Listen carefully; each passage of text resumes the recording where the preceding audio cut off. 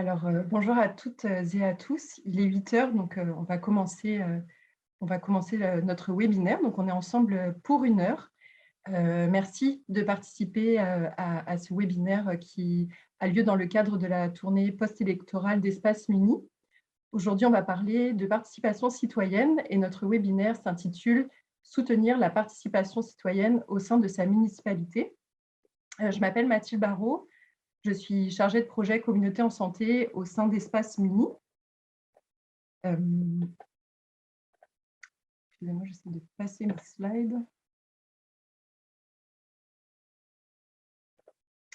Donc, Espace Muni, vous le savez probablement toutes et tous, c'est un organisme à but non lucratif qui est né de la fusion entre le Réseau québécois de villes et villages en santé et le Carrefour Action municipale et famille en 2019. Ce sont respectivement deux organismes qui étaient forts de plus de 30 ans d'expérience auprès des milieux municipaux.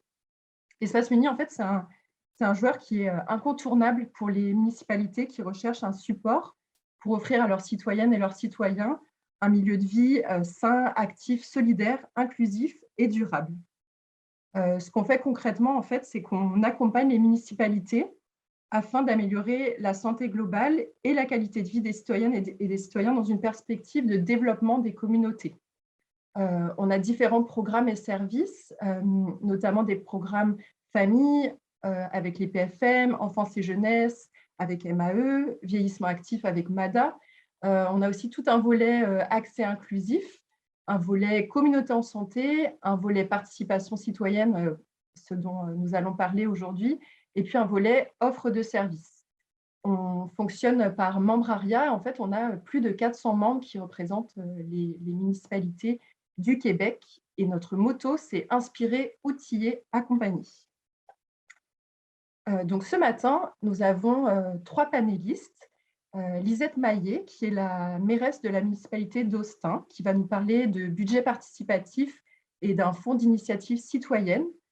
Nous avons la chance également d'avoir la présentation de Carole Brousseau, qui est organisatrice communautaire au sein du SUS du nord de l'île de Montréal, qui va nous parler d'un projet de bureau partagé au sein de l'arrondissement d'Ahuntsic-Cartierville à Montréal.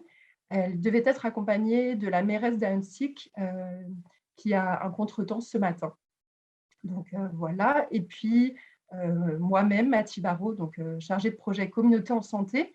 Je vais vous parler de participation citoyenne et puis je vais aussi vous parler de nos projets en fait, de participation citoyenne que nous menons au sein d'Espace Muni.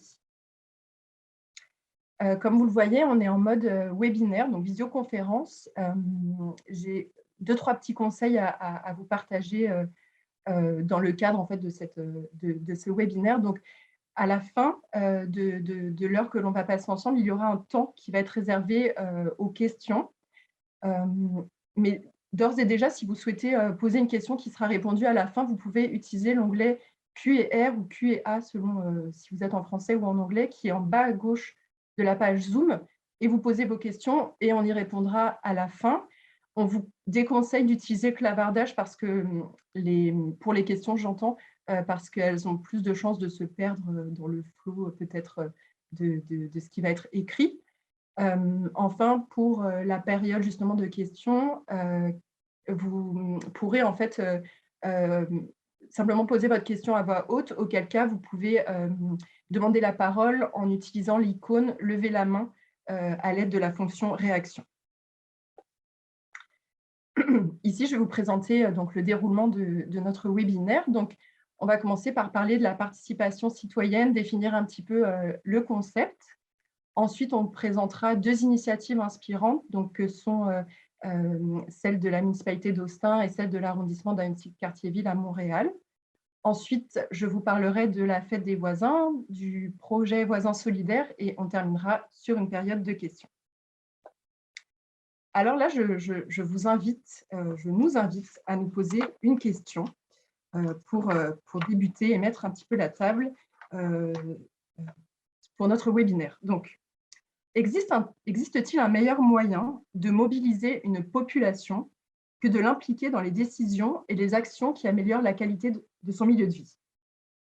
En effet, vous n'êtes pas sans savoir que certains champs d'intervention municipale requiert légalement de consulter et même en fait d'obtenir l'assentiment des citoyennes et des citoyens avant de passer à l'action. On peut penser à tout ce qui a trait à l'endettement municipal, certains types d'investissements, l'aménagement du territoire et l'urbanisme, ou encore la fiscalité municipale. Mais en fait, ce qui est intéressant, c'est que le sens et la portée que vous, municipalités ou MRC, qui ont à cœur la santé globale de la population, pouvez donner à cette participation citoyenne, en fait, elle dépasse largement ce cadre légal et ce qui est imposé par diverses lois. Donc, la participation citoyenne. Vous avez sûrement déjà entendu parler de participation citoyenne, mais aussi peut-être de mobilisation citoyenne, de démocratie participative, de participation publique. En fait, il existe autant de termes, il existe vraiment un grand nombre de termes pour parler des infinies possibilités pour un citoyen ou une citoyenne de s'impliquer avec en fait un engagement et une intensité variables dans les décisions et dans la planification d'actions, d'initiatives, de projets qui ont lieu au sein de leur milieu de vie. Il existe beaucoup de termes, il existe beaucoup de définitions. On en a retenu 2 en fait qui nous inspirent. Alors la première, c'est une définition d'un collectif qui s'appelle Cap Collectif. La voici. Donc la participation citoyenne, c'est l'ensemble, pardon, je ne vois pas très bien mon écran, c'est l'ensemble des démarches qui permettent d'associer les citoyennes et les citoyens à l'action publique. Participer, c'est prendre part à l'action sous toutes ses dimensions. Parler, se faire entendre, agir et prendre part aux décisions. Donc ça, c'est une définition de l'INSPQ.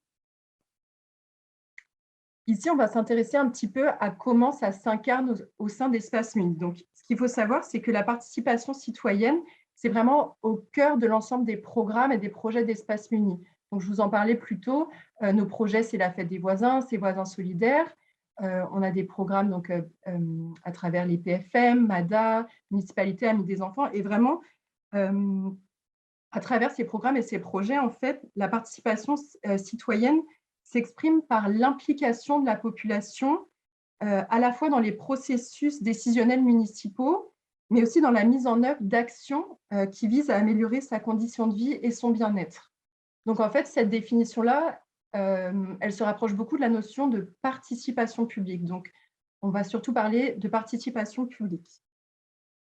Pour une MRC ou une municipalité comme la vôtre, en fait, il s'agit de créer un contexte où les citoyennes et les citoyens se sentent responsables et sont vraiment partie prenante de la vie communautaire. Ici, votre leadership et l'ouverture du conseil municipal assurent la pérennité des orientations et des choix municipaux. Quand on parle de participation citoyenne, souvent on parle d'échelle de participation. Vous en avez sûrement déjà vu, il en existe un grand nombre. Et souvent, ces échelles, en fait, elles s'adressent aux citoyennes et aux citoyens. Elles vont illustrer l'implication et l'engagement qu'ils peuvent avoir au sein de la communauté. Nous, Espace Muni, comme on travaille avec et pour les municipalités, on a eu envie de créer un petit peu notre échelle maison, vraiment à l'intention des municipalités pour vous montrer comment vous pouvez susciter cet engagement, susciter cette participation des citoyennes et des citoyens. Donc là, ce que je vous présente, c'est une proposition, c'est une première échelle.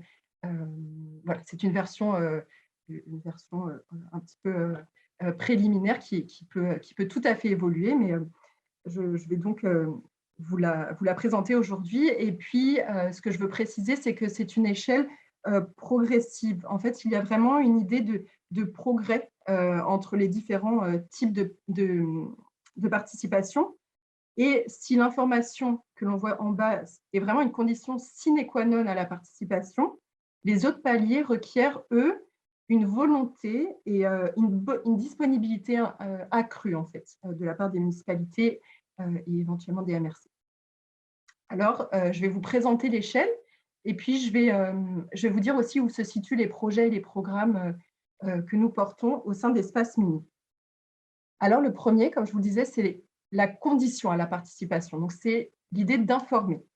Informer, c'est fournir de l'information disponible, diversifiée pluriel, accessible et de qualité pour permettre aux citoyennes et aux citoyens de connaître et de bien comprendre leur environnement. On peut penser aux communications municipales, on peut penser à des séances d'information, on peut penser également à des cafés citoyens pour échanger. Ensuite, consulter. Consulter, c'est collecter les attentes et les préoccupations des citoyennes et des citoyens en amont d'une prise de décision. Par exemple, mise en place de forums ou plateformes de discussion, consultation de la population dans le cadre de politiques ou de plans d'action, consultation de la population dans le cadre de projets ou de réglementations. Se concerter, c'est inviter les citoyennes et les citoyens à contribuer dans un mécanisme de prise de décision. Ici, on peut penser au comité de pilotage PFM-MADA, on peut penser à des conseils jeunesse, on peut penser à des comités de citoyennes et de citoyens. Impliquer, c'est encourager l'implication bénévole et l'engagement social des citoyennes et des citoyens dans la communauté. Pour illustrer, on peut parler de politique d'encadrement et de reconnaissance de l'action bénévole sur le territoire ou l'élaboration d'une politique participative, par exemple. Enfin, agir ensemble, c'est forger un partenariat avec les citoyennes et les citoyens autour d'un projet ou d'une vision commune. Ici, on peut penser à des budgets participatifs, on peut penser à des projets voisins solidaires, dont je vais vous parler plus tard, on peut penser à des fonds d'initiative citoyenne. Et justement, là, à ce moment, je vais introduire en fait notre panéliste. Donc, on va parler d'initiatives inspirantes. Et je vais céder la parole à Madame Lisette Maillet, qui est donc la mairesse de la municipalité d'Austin, qui va nous parler à la fois de l'expérience de sa municipalité en ce qui concerne des budgets participatifs et un fonds d'initiative citoyenne. Donc, je vais arrêter mon partage d'écran et je vais changer. Voici, Lisette, je te cède la parole. Alors, bonjour, merci Mathilde. Merci de m'avoir invité à présenter notre initiative de budget participatif qui se transforme cette année en fonds d'aide aux initiatives citoyennes. Je ne suis pas très techno, alors j'ai confié à Mathilde le soin de défiler à travers la présentation, sauf que la présentation que je vais vous faire était vraiment axée sur l'information qu'on donnait aux citoyens afin de participer au budget participatif. Et on était dans les premières heures du programme qu'on a fait 2 années de suite. Alors, je vais défiler très rapidement à travers la présentation, juste pour vous donner les grands points, puis je me concentrerai davantage à la fin sur le résultat et sur la suite des choses. Et donc, vous pourrez obtenir ce document-là qui est un peu la somme de toute l'information qu'on a trouvée sur des sites Internet d'autres municipalités. Et puis, on va défiler très rapidement. Alors, on y va. Mathilde, merci. Alors, un budget participatif, c'est un processus démocratique par lequel les citoyens décident de la façon de dépenser une part d'un budget public. Donc, l'initiative est née au Brésil en 1989. On comprendra que quand c'est des grandes villes, les sommes d'argent qui sont mises à la disposition du public sont beaucoup plus importantes et permettent de réaliser des projets de plus grande ampleur. C'était une première pour Austin en 2019. On est une petite municipalité d'à peu près 3000 citoyens, dont la moitié sont des permanents et l'autre moitié des saisonniers. Et donc, c'est une tentative. Donc, on défile rapidement, Mathilde. On a commencé par donner un ensemble d'exemples de projets de 25 000 $ et moins, le budget qu'on a attribué à la chose, pour inspirer un peu les gens. Donc, on défile rapidement, voilà, le genre de projet qui pouvait inspirer nos citoyens à dire, bon, on y va, qu'est-ce qu'on peut faire avec le projet. Alors, le processus, on y va en 4 étapes, Mathilde. La proposition, la validation, le vote, parce que c'est soumis au vote de la population. Et là, c'est un élément de la participation. Donc, un deuxième élément. La première, c'est un appel à projet, mais le deuxième, c'est que c'est les citoyens qui sont appelés à voter sur les projets qu'ils préfèrent. Et le quatrième point, réalisation du projet gagnant. Alors, l'étape 1, on file rapidement. Donc, la période de dépôt, le budget alloué. En fait, l'objectif, c'est de répondre à un besoin de la collectivité et servir l'intérêt du plus grand nombre. On arrête sur cette diapo-là un petit peu, Mathilde, parce qu'elle est importante. Voilà.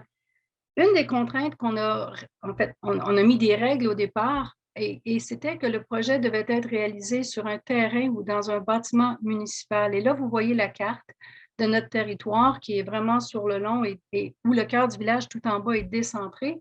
Et les points rouges sont les lieux publics qui appartiennent à la municipalité et on en a peu, comme vous pouvez voir, et pour la plupart, ils sont petits. Et ça va être un enjeu plus tard. On y reviendra, je vous dirai en quoi ça nous a amené à modifier notre programme. Alors, bon, on passe rapidement sur le reste des conditions. Voilà, on tourne. Vous pourrez voir tout ça. On a invité on revient derrière, Mathilde, juste une seconde. On a invité les citoyens de 16 ans et plus aussi à présenter des projets parce qu'on voulait que les jeunes puissent présenter des choses qui leur tenaient à cœur en leur disant qu'ils devaient être accompagnés par un adulte pour pouvoir faire suivre toutes les démarches, tout ça. On y va à la suivante. Qui n'était pas admissible, on passe. Comment vous devez présenter un projet, on passe. Le formulaire, ça va. Les choses. L'étape 2, validation, analyse et bonification des projets. Aussi pour, donc, on analyse le projet, on vérifie les estimations de coûts. Le comité lui-même, à la diapo suivante, est formé de représentants de la municipalité, dont moi, une conseillère municipale. Monsieur Nicholson, dans notre cas, directeur des services techniques, c'est important d'avoir une personne de la permanence pour bien évaluer les projets et leur faisabilité sur le terrain. Renaud Payan-Hébert, qui est notre agent de développement vie communautaire, et 2 citoyens qui sont engagés pour analyser avec nous les projets. On passe à la diapo, on donne de nouvelles balises, les dates à retenir. C'est tout dans l'aspect de l'information dont parlait Mathilde tantôt, de bien définir le projet pour que les gens puissent le suivre. À l'étape 3, donc, après que les projets ont été jugés admissibles, on les présente à la population et c'est un autre élément de la participation citoyenne. Et là, ça demande aux promoteurs de projets, les gens qui ont présenté des projets, de mobiliser leurs troupes, leurs groupes et de faire de la promotion de leurs projets pour voter pour leur coup de cœur. On continue. Ça va bien, Mathilde? Alors, on demandait aux citoyens de voter par ordre de préférence pour 3 des projets avec un système de pointage. On continue. On pouvait aussi, il y avait un mode de départage, si il y avait 2 projets à égalité ou s'il y avait des projets qui ne faisaient pas la somme de 25 000 $, on se donnait des moyens de le réaliser de toute façon. À la diapo suivante. Alors, la date de dévoilement du projet. Qui peut voter. Donc, on ouvrait le vote à tous les résidents. Encore question de mobiliser aussi nos saisonniers, nos gens qui ne sont pas ici à temps plein et tout le monde qui était propriétaire d'un terrain. Et aussi, le vote était ouvert aux 16 ans et plus. On continue sur les formalités. Voilà, on continue. Et la réalisation du projet gagnant, comme la date de limite de sélection du projet est en septembre, on réalise le projet l'année suivante. Et là, on invite la population et les gagnants à l'inauguration. C'était la diapo qu'on envoyait à nos citoyens. En 2019, on va s'arrêter un petit peu ici. À la première mouture du programme, on a eu 7 projets qui avaient été présentés et 4 ont été jugés inadmissibles, malgré le fait qu'on avait expliqué les balises et dire comment on voulait que les projets se fassent. 4 ont été refusés. Il y a eu 135 personnes qui ont voté sur les 3 projets qui ont été finalement présentés à la population. Comme c'était des projets, malgré le fait qu'on n'atteignait pas l'enveloppe de 25 000 $ avec les 3 projets, on les a quand même soumis au vote de la population, justement pour habituer les gens puis les amener à participer quand même si on savait qu'on allait les réaliser les 3. Alors, les 3 projets, pour vous donner une idée, à la diapo suivante, un éclairage de type muséal pour la salle communautaire. La deuxième place, la bonification de la salle des loisirs pour un regroupement d'artistes qui voulaient avoir de l'ameublement pour mieux se rencontrer.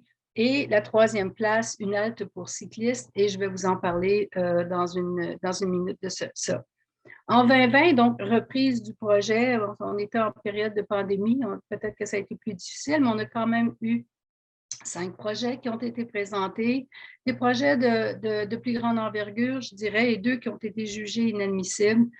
268 personnes ont participé au vote à ce moment-là, donc c'est pratiquement le double de la première année. On était très contents des résultats, d'autant plus que les gens avaient la tête ailleurs, disons-le, à l'automne 2020. Alors, le projet gagnant à la diapo suivante, c'était initiation à l'escalade pour petits et grands, donc un mur d'escalade ou un dispositif qui sera installé, qui aurait dû être installé cette année en principe, mais qui, je vous parlerai des enjeux qui se présentent quand on vit des projets. Alors, on passe à la diapo suivante. Ça va l'année suivante. On passe à la diapo suivante. Cette année, en fait, en 2021, au moment de faire le budget, on a décidé d'abandonner le budget participatif et de le remplacer par un fonds d'aide aux initiatives citoyennes. En fait, comme je vous disais, et j'ai voulu insister sur la chose, le budget participatif invitait les citoyens à proposer des installations permanentes dans des lieux publics. Or, on a peu de lieux publics et ils sont tous très petits. Et comme je m'amuse souvent à les décrire, ils ont pratiquement la grandeur d'un timbre-poste. Alors, quand on disait aux gens de proposer des choses à installer dans nos parcs, on s'est vite rendu compte que on aurait des choses qui seraient parachutées, qui n'étaient pas nécessairement en lien avec la vocation du lieu, ou que ça finirait par encombrer le lieu. L'exemple, je vous parlais de la halte pour vélo. La proposition était de le faire dans un petit parc à côté de notre petite église dans le cœur du village. Or, le parc vise à mettre l'église en valeur, d'installer une halte pour piste, pour vélo, poste de réparation, vélo, abri, tout ça. Ça n'allait vraiment pas avec la vocation du parc et ça risquait de dénaturer ce parc-là. Dans un autre cas, c'était encore un tout petit parc où il y avait déjà plusieurs choses, des panneaux d'interprétation, un panneau, une table de pique-nique, un banc pour s'asseoir, une allée de stationnement. Et là, on nous proposait de nous faire une sculpture. Là, à un moment donné, ça devenait trop, puis ça devenait inintéressant. Et on s'est rendu compte que ça devenait un enjeu. Alors, on a choisi en 2021, au moment de faire le budget, de remplacer le budget participatif et de le remplacer par le Fonds d'aide aux initiatives citoyennes, qui est plus inclusif parce qu'il n'est pas seulement limité à des projets d'immobilisation. Alors, on décrit à la diapo suivante le Fonds d'aide qui consiste à appuyer les citoyens pour proposer des initiatives originales et structurantes pour développer la communauté et beaucoup pour développer le sentiment d'appartenance et stimuler la participation citoyenne. Alors, c'est une enveloppe de 25 000 $ qui a été mise à la disposition du public.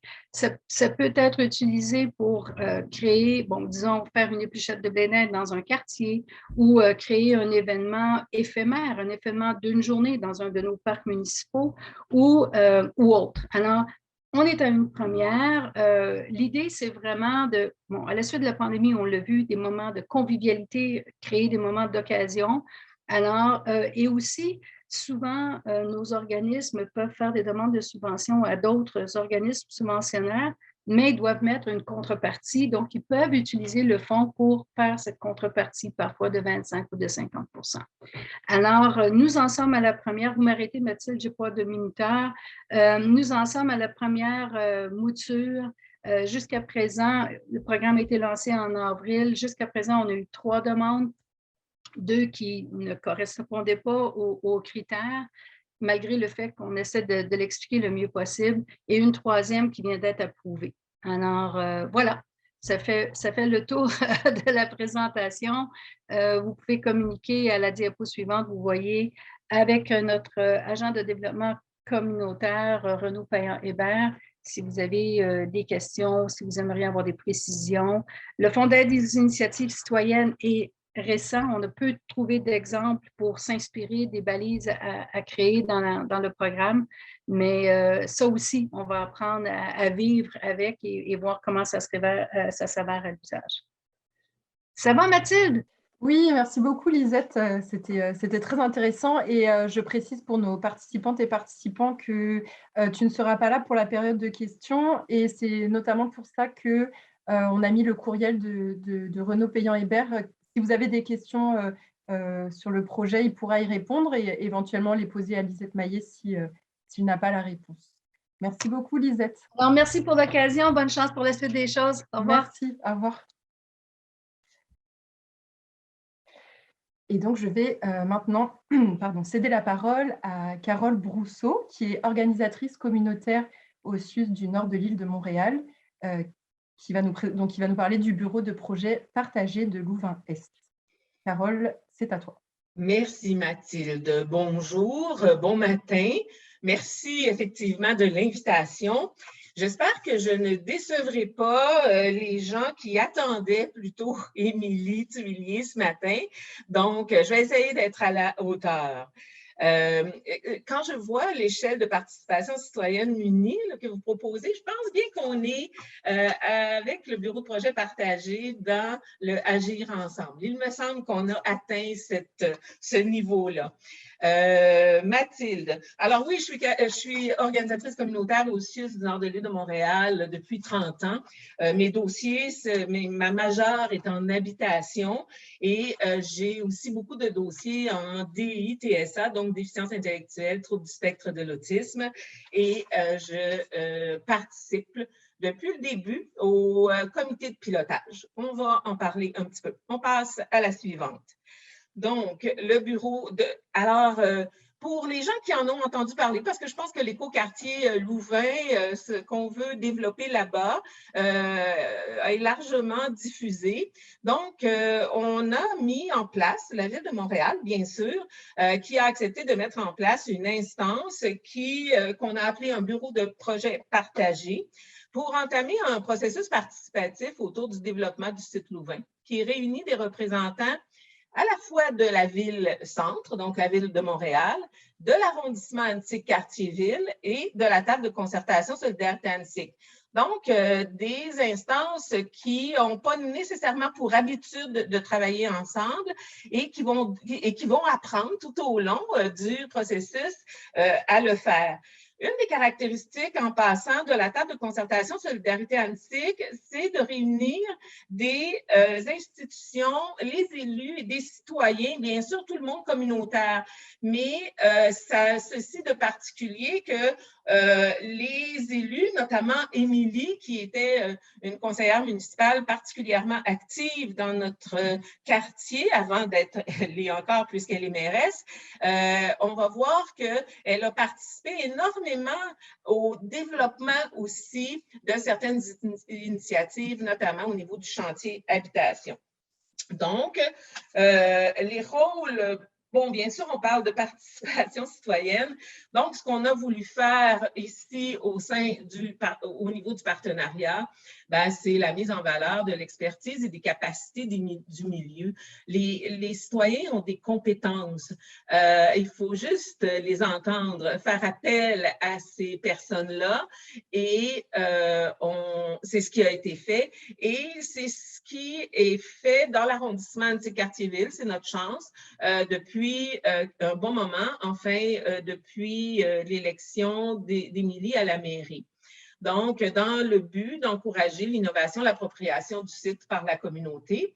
Je dois vous avouer que c'est un site qui a quand même été revendiqué, c'est bien le mot, par Concertation Saint-Sulpice depuis 2008. Donc, les ateliers municipaux sont convoités depuis un bon moment. On n'est pas dans quelque chose de neuf, on est dans une très longue démarche. Donc, comme je dis, il faut savoir mettre le temps dans le développement d'un projet comme celui-là. Et vous allez voir que pour concrétiser notre vision, on a effectivement, les trois partenaires, collaboré étroitement à toutes les étapes du projet par l'entremise de ce bureau. Et c'est assez exceptionnel comme expérience, c'était une première. Je pense de toute façon que le bureau de projet partagé en 2000, je ne sais même plus, hein, c'est en 2018-2019, 2019, ça a été, je pense, une première. En tout cas, c'est comme ça qu'on nous le présente. Donc, c'est ce que je vous disais, vous voyez préserver et perpétuer l'héritage coopératif du domaine Saint-Sulpice dans un écoquartier qui redéfinit la ville de demain.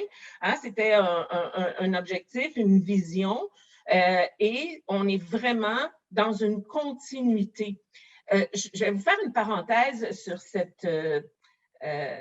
moi, je dis acétate, ça trahit mon âge, hein, c'est cette... diapo, voilà. Préserver. Alors, vous voyez, les immeubles, ils ont un petit angle. Ben, ça, c'est l'intelligence citoyenne, si vous me permettez de le dire, qui en est arrivée à cette proposition. On avait des immeubles qui étaient perpendiculaires à la rue et à force, et évidemment, on a travaillé à la définition du plan d'ensemble, tous ensemble, c'est le cas de le dire, et on a, à un moment donné, un membre du comité qui dit, on pourrait, en donnant un petit angle, favoriser que tout le monde ait un peu plus d'ensoleillement et le partager mieux. Donc, vous voyez, c'est très intéressant, mais ce qui est intéressant, c'est que dans le fond, on a entendu, parce que quand on a fait cette suggestion-là, c'était déjà dessiné. Donc, c'est très important de voir que les citoyens ont été largement entendus dans ce processus-là. Si on poursuit, Mathilde. Donc, genèse de la mobilisation, bien, comme je vous disais, ça remonte à très loin. On est en 2007, une priorité habitation. On a une planification stratégique qui se fait. Ce n'est pas exceptionnel, là, très certainement pas à Annecy. Forcément, l'habitation est une priorité dans plein de quartiers montréalais, mais très certainement à l'extérieur de Montréal également. Donc, ça ressort comme une priorité. Et là, on organise en 2009, on voit la Société de développement du domaine Saint-Sulpice qui se crée, mais je dirais qu'en même temps, il y a la création du chantier Habitation Annecy, qui est une instance de la table de solidarité Annecy, et là, qui va réunir de nombreux partenaires.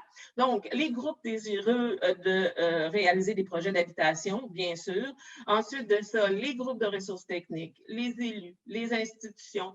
On parle bien sûr du CIUS, on parle de l'arrondissement, on parle de la ville-centre. Écoutez, on parle de la CSDM à l'époque. Alors, on a quand même une brochette d'intervenants autour du chantier qui va lui donner des bonnes assises. Le chantier est une instance qui se réunit peu, à toute fin utile, 3 fois par année, mais qui travaille énormément entre les rencontres et qui va rédiger, d'abord, il va y avoir un plan de travail, il va y avoir un objectif de réaliser 1000 logements, il va y avoir toutes les démarches d'identification, d'inventaire de notre territoire, où est-ce qu'on peut faire des projets, c'est quoi les terrains, à qui est-ce qu'ils appartiennent, comment est-ce qu'on peut faire des approches. Donc, il y a un travail énorme qui va se faire. Et bien sûr, le site Louvain est identifié parmi les terrains. En 2012, on a une charrette citoyenne qui est organisée par la Société de développement domaine Saint-Sulpice. On réunit des citoyens, encore une fois, toutes sortes d'acteurs. On marche notre quartier et on se réunit en après-midi et on dessine notre quartier. De ça on va développer un plan d'ensemble. On va proposer un plan d'ensemble qui c'est le GRT CDH qui nous aide à l'époque à faire cette démarche-là. Et il y a un plan d'ensemble qui va être déposé à la Ville de Montréal. Ce qu'on sait, c'est que ce plan-là, il est déposé sur une tablette, mais on le ressort de temps en temps. Il n'est pas complètement oublié. On va voir qu'on va le ressortir au fil du temps. On continue à faire des démarches et sans grand succès, je dois bien l'avouer, jusqu'à 2017. 2017, à la faveur des élections municipales, on a une assemblée citoyenne qui réunit, on fait salle comble dans une église du quartier et les citoyens, à la suite d'une présentation qui est faite par la société, Christian Iaccarini, qui est directeur de la Société de développement Angus, et qui va stimuler énormément notre salle et où on va revendiquer effectivement la maîtrise d'œuvre du développement du site Louvain. C'est entendu. Évidemment, les élus sont dans la salle, les élus se prononcent et là, on a le groupe de Mme Plante et d'Émilie qui sont élus et ça change énormément de choses puisqu'il y a effectivement une approche citoyenne différente, une écoute différente et enfin, on peut commencer à travailler ensemble. À la suite de cette assemblée-là, il y a un comité de réflexion qui se met en place de solidarité antique et qui va ensuite donner naissance au comité de pilotage qui demeure depuis. Le comité de pilotage est composé de 8 personnes, de 8 citoyens, c'est peu, somme toute, mais et ce sont des citoyens qui ont été identifiés sur un appel à candidature. On a voulu exclure les personnes qui pouvaient avoir un conflit d'intérêt dans le projet dans le comité de pilotage parce qu'on voulait éviter, par exemple, c'est sûr que les promoteurs de projets, plein de gens étaient intéressés à participer au comité de pilotage, mais on voulait éviter de focusser sur une partie et on voulait garder la vision d'ensemble, protéger cette vision d'ensemble et développer le projet de cette façon-là. Donc, on arrive ensuite de ça au bureau de projet partagé en 2019. Donc, vous voyez que le chemin est quand même... Je vous épargne tous les obstacles et les défis qu'on a pu relever au fil du temps. Carole, ton temps est écoulé. Est-ce que tu veux… Déjà? Oui, ça va vite, 10 minutes. Ben voyons donc, je peux t'en parler jusqu'à demain. OK, on roule dans ce cas-là. Je suis désolée. Mais non, est-ce que tu veux nous faire un petit mot? Ou bien s'il faut arrêter maintenant, on peut arrêter. Est-ce que les gens se trouvent à avoir la présentation? Oui, exactement, c'est ce que j'allais dire. Je vais envoyer à toutes les participantes et participants ta présentation. Et si tu veux, est-ce que tu veux faire un petit mot de conclusion? Ben, écoutez, moi, je voudrais quand même attirer votre attention sur certains ingrédients du succès. Évidemment, si tu roules deux, trois diapos, les objectifs, hein, on a été clair par rapport à nos objectifs, le message toujours le même, un plan, une programmation qui a été acceptée. Le soutien financier au comité de pilotage, ça a permis quand même de soutenir les citoyens. L'appel, le soutien des universités qui nous ont aidés, notamment la faculté d'aménagement, le soutien du CIUS par mon intermédiaire, ça a été, puisqu'on est en développement des communautés, on est directement dans nos objectifs de travail. Les volontés qui se sont rassemblées. Donc, bien sûr, tout ça a fait que le cheminement, ce que je dis tout le temps, peu importe l'issue, la démarche qu'on a faite en ce qui me concerne est exemplaire, une mobilisation citoyenne hors du commun. Désolée pour le temps, je ne maîtrise pas mon temps. Merci beaucoup, Carole. Et puis, c'est ça, on pourra envoyer ta présentation. Et puis, tu restes, je pense, pour la période de questions qui a lieu dans… Oui, bien sûr. Merci beaucoup. Alors maintenant, je vais vous présenter un petit peu nos projets maison, donc les projets de participation citoyenne que nous développons au sein d'Espace Muni. Alors, la fête des voisins a eu lieu samedi dernier, le 4 juin. Je ne sais pas si vous avez eu la chance peut-être d'en organiser une ou d'y participer. Moi, je suis allée faire un petit reportage terrain pour Espace Muni au sein d'une fête des voisins dans mon quartier. C'était vraiment… c'était quelque chose de voir en fait toutes ces personnes, tous ces voisins, voisines se réunir après… c'est ça, tout un contexte sanitaire qui ne l'a pas permis pendant plus de 2 ans. Et voilà, ça faisait vraiment chaud au cœur. Voisins solidaires, en fait, Fête des voisins, c'est une initiative qui est née de l'idée d'un élu municipal en France en 1999. Et le RQVVS, donc je vous en ai parlé, qui était un des organismes qui a permis la fusion et la création d'Espace Muni. Donc, le RQVS a fait venir ce concept de fête des voisins en 2006 au Québec. et avec l'idée de développer la convivialité, la solidarité dans les voisinages.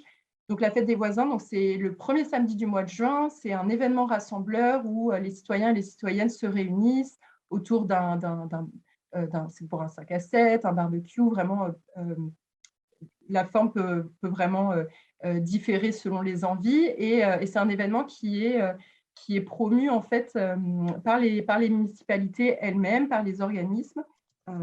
Voilà.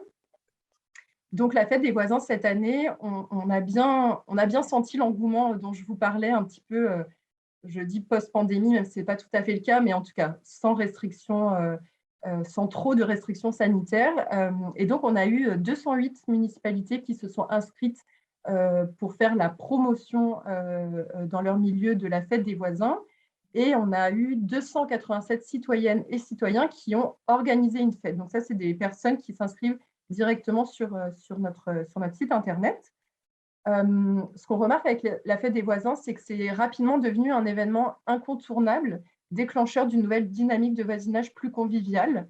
Ça a permis de faire naître davantage d'initiatives dans la communauté, plus de gestes de courtoisie et de respect, une augmentation de la vigilance des citoyennes et des citoyens, et un meilleur accueil et une meilleure inclusion des personnes nouvellement arrivées dans le voisinage, et puis enfin la création de liens intergénérationnels. La fête des voisins, en fait, c'est un événement mondial. C'est le premier rendez-vous citoyen dans le monde. Elle est fêtée dans 36 pays sur 5 continents. Et en tout, ce sont près de 30 millions de voisines et de voisins qui célèbrent chaque année cette fête. Quelques faits saillants, près de 7 personnes participantes sur 10 ont constaté des changements positifs dans leur voisinage à la suite de la célébration de la fête des voisins. Ça, c'est des données qu'on a obtenues grâce à des sondages de satisfaction qu'on envoie après chaque fête des voisins. 3 personnes sur 4 célèbrent la fête des voisins pour resserrer les liens entre citoyennes et citoyens ou pour encourager la participation citoyenne. Et enfin, 1 personne sur 4 a découvert la fête des voisins par l'entremise des réseaux sociaux. Donc, notre rôle au sein d'Espace Muni, comme je l'expliquais, c'est donc vraiment de faire la promotion de cet événement rassembleur. On propose des outils pour vous aider, vous, les municipalités, à en faire la promotion, mais aussi les citoyens, mais aussi pour les citoyens. Donc, on a des affiches, des cartons d'invitation, un logo, voilà, donc toute cette promotion. Et puis, sur notre site Internet, on invite les municipalités à justement inscrire leur municipalité en tant que municipalité ambassadrice ou organisatrice d'une fête des voisins. Et donc, en fait, ça, c'est un événement annuel, ponctuel. Et on s'est demandé comment faire perdurer un petit peu à l'année longue cette solidarité de voisinage. Et c'est là qu'est né Voisins solidaires. Donc, Voisins solidaires, c'est l'esprit de la fête des voisins, mais toute l'année.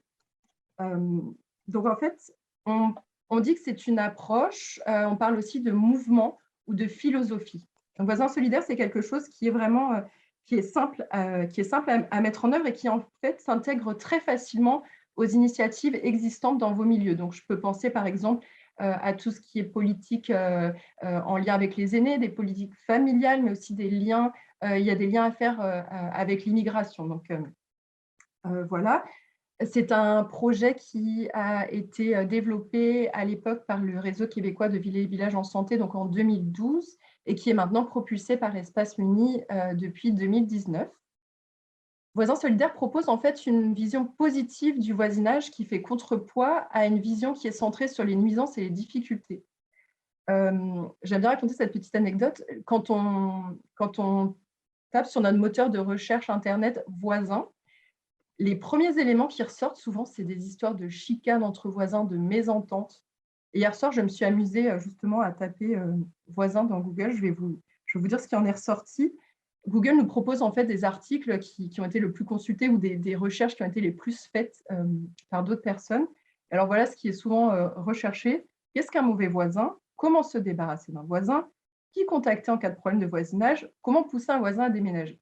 Donc voilà, donc là, nous, notre idée, c'est plutôt, allez, on rebrasse ça et on propose une vision positive du voisinage avec tous les impacts positifs que ça peut avoir dans nos milieux. Les objectifs de Voisins solidaires, c'est accroître le sentiment d'appartenance et d'inclusion à la communauté, contribuer au vieillir chez soi et au vieillissement actif, renforcer la solidarité entre voisines et voisins de façon complémentaire aux solidarités familiales et institutionnelles, et enfin contribuer à la santé globale et à la qualité de vie des citoyennes et des citoyens. La façon dont vous pouvez influencer les relations de voisinage, en fait, on l'a schématisé ici. Je vais y aller rapidement. Vous pouvez influencer les comportements. Donc, vous pouvez faire une promotion de cette vision positive du voisinage, faire une promotion du bon voisinage. Vous pouvez faciliter les communications entre voisines et voisins ou susciter l'action dans le voisinage. Vous pouvez agir sur les milieux de vie, donc provoquer des occasions de rencontre, miser sur des lieux naturels de rassemblement, soutenir des individus rassembleurs. Enfin, vous pouvez agir avec les systèmes, utiliser des leviers décisionnels, encourager la vie démocratique, mettre à contribution la communauté, comme on l'a vu avec nos 2 initiatives inspirantes présentées précédemment. Au niveau du développement, donc, comme je vous disais, Voisins solidaires existe depuis 2012. Donc, entre 2012 et 2015, c'était une phase pilote où on a expérimenté cette approche dans 7 milieux très diversifiés. Et on a vu que ça fonctionnait, que le voisinage solidaire pouvait fonctionner. Entre 2015 et 2021, il y a eu beaucoup de phases différentes, des financements différents pour le projet en question. On a déployé l'approche voisins solidaires à l'échelle du Québec. On a créé beaucoup d'outils en fait, dédiés aux municipalités, aux organismes, aux citoyennes et aux citoyens que vous retrouvez en partie sur notre site internet d'ailleurs, pour justement vous aider à susciter ce voisinage solidaire. Nous avons également eu un projet à Québec qui était très axé autour du voisinage et des personnes aînées. Et en fait, en 2021, on a eu la grande chance de recevoir un financement de 1,8 million de la part d'une fondation privée pour déployer l'approche voisins solidaires à l'échelle provinciale. Et en fait, ce qui est très différent de ce qu'on a connu jusqu'à présent, c'est que ce financement, il était destiné aux municipalités, aux MRC, pour les aider à passer à l'action, en fait, à mettre en œuvre des initiatives de voisinage dans leur milieu. Pour cela, on a lancé un appel de projet qui s'est terminé le 25 mars dernier. On a reçu un grand nombre de dossiers de réponses de municipalités et de MRC. Et on a officiellement une cohorte de projets voisins solidaires qui est composée de 112 municipalités. Donc, en fait, ce sont 59 projets de municipalités et 6 projets de MRC qui ont été acceptés et qui vont mettre en œuvre des initiatives et des actions de voisinage entre le 1er mai de cette année et le 30 avril 2024. Je vous donne quelques idées de projets, quelques exemples de projets retenus. Des budgets participatifs, des fêtes de quartier, fêtes de voisins, des concours d'initiatives citoyennes et solidaires, une campagne de promotion du bon voisinage, des places publiques et festives, création d'un réseau d'entraide pour personnes aînées, parmi tant d'autres projets qui vont voir le jour au cours de ces deux années. Ici, c'est la carte de notre cohorte. J'ai placé toutes les municipalités qui ont reçu un financement. Donc, comme vous voyez, c'est une belle représentation de la province. Et voilà, je termine ici ma présentation de voisins solidaires. On va passer à la période de questions. Alors, comme je vous l'expliquais plus tôt, soit vous pouvez lever la main et on vous donne la parole, et sinon, il va y avoir les questions que vous avez pu éventuellement poser dans le Q&R. Mathilde, on a déjà une question dans le Q&R. Ouais. À quel endroit se trouve, on peut procurer en fait l'échelle de participation que tu as présentée en début de rencontre? Alors, pour l'instant, elle n'est pas rendue publique. On l'a travaillée en fait surtout pour la présenter aujourd'hui. D'une part, vous allez pouvoir la retrouver dans le PowerPoint que je vais envoyer à tous les participants, toutes les participantes. Et d'autre part, je pense qu'à terme, elle sera disponible sur notre site internet. Vous pourrez aller voir sur le site d'Espace Uni, vous avez un onglet en fait participation citoyenne. où vous allez retrouver toute l'information sur la Fête des voisins, sur Voisins solidaires, sur notre vision de la participation citoyenne. Donc, voilà, site internet plus tard et puis dans la présentation générale de ce webinaire.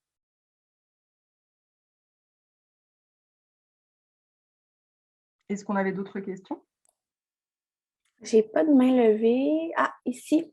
Donc, la première présentatrice, comment avez-vous réussi à définir ce qu'est un projet structurant?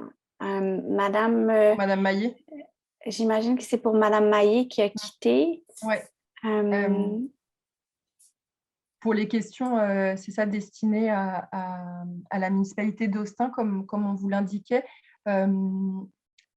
Je pense que le mieux, ça sera de poser les questions donc à Renaud Payan-Hébert, qui est vraiment le chargé de projet pour toutes ces questions-là. Et puis, en tout cas, je prends en note cette question. Désolée de ne pas pouvoir y répondre à la place de la présentatrice.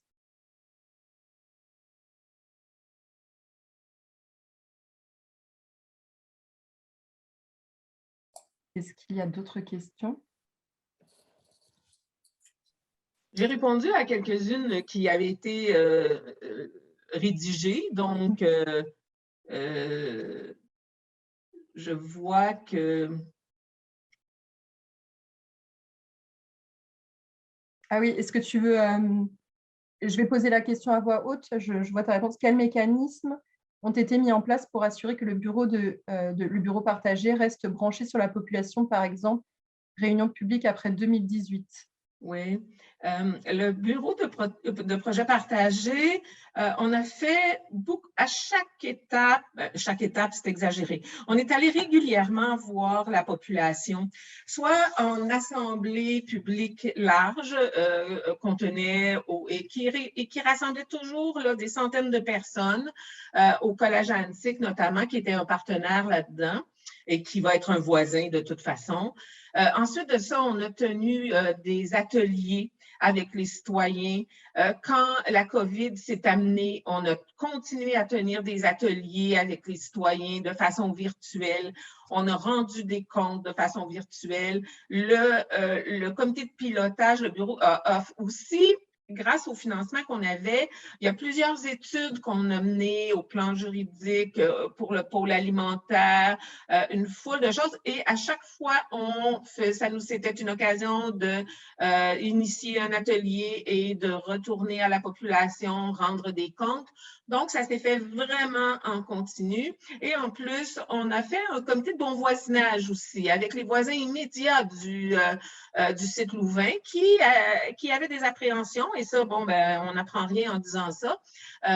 Et on n'a pas réussi à apaiser tout le monde parce qu'il y a des irréductibles et puis que c'est difficile. Mais je pense qu'on a réussi à apaiser quand même beaucoup. Puis il y a des choses aussi qui vont pouvoir être corrigées, qui inquiétaient au niveau de la circulation, l'achalandage, etc. Donc, il y a des volontés d'apaiser. C'est quand même un milieu à Louvain où on est censé avoir peu de voitures et plus de collectifs. Là. Il y a moins d'auto-solo, plus de collectifs. Merci, Carole. Je pense qu'il n'y a pas d'autres questions. Si jamais vous y pensez plus tard, que vous avez des questions plus précises qui vous viennent, je vais passer justement à… donc, à la fois, vous pourrez peut-être éventuellement trouver des réponses sur notre site Internet. Comme je vous disais, on a vraiment une section dédiée à la participation citoyenne. Et sinon, je mets mon contact ici. Vous le retrouverez. Je vais vous envoyer très rapidement la présentation d'aujourd'hui. Vous avez mon numéro et mon adresse courriel. Ça me fera très plaisir d'échanger avec vous. C'est ça, si vous avez des questions, des remarques, des commentaires. Et voilà, je vous remercie toutes et tous pour votre participation. Je remercie chaleureusement nos panélistes, donc Lisette Maillet qui est partie et Carole Brousseau pour la présentation de ces initiatives très inspirantes. Et puis, voilà, je vous souhaite une très belle journée. Et enfin, je voulais vous dire aussi que ce webinaire va être disponible sur notre site Internet si vous voulez le partager.